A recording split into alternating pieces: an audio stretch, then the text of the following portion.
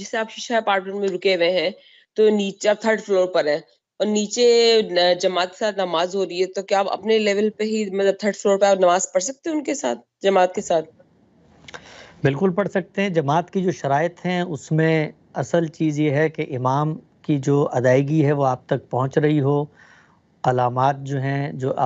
जिस वक्त वो नमाज अदा करता है वो आप सुन रहे हों। ये ज़रूरी नहीं है कि इमाम जो है वो, ज़ाहिरी बात है आम हालात में वो आगे ही होता है, लेकिन जहाँ पर कोई मुशक्क़त की सूरत पेश आ जाती है उसके अंदर आप किसी भी जगह पर खड़े होकर नमाज अदा कर सकते हैं।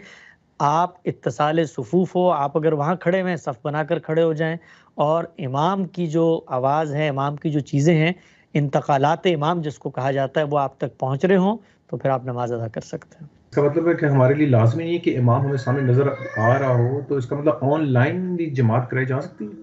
गांधी साहब ने इस पर बड़ी तफसील से अपना नुक्ता नज़र बयान किया है और ये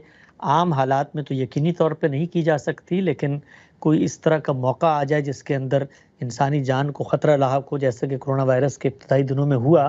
तो ये एक इज्तिहादी मामला है। और इस इज्तिहादी मामले में ज़ाहिरी बात है कि जब हम इज्तिहाद करते हैं तो दीन के इस मजमूई फ्रेमवर्क को सामने रख के कि इबादात की जो शक्ल है, उनकी जो हैयत है और मस्जिद में जाना जो एक अबदी शरीयत में मुकर्रर कर दिया गया है, उसमें भी कोई ख़राबी पैदा ना हो। लेकिन अगर मस्जिद में जाने में कोई चीज़ माने है, मुज़ाहिम है, तो उसका एक मुतबादिल के तौर पे कोशिश करके कि वो पूरी की पूरी जो शक्ल है वो कायम रहे, उसको हम ऑनलाइन भी अदा कर सकते हैं। इस पर बहुत तफसील से गांधी साहब ने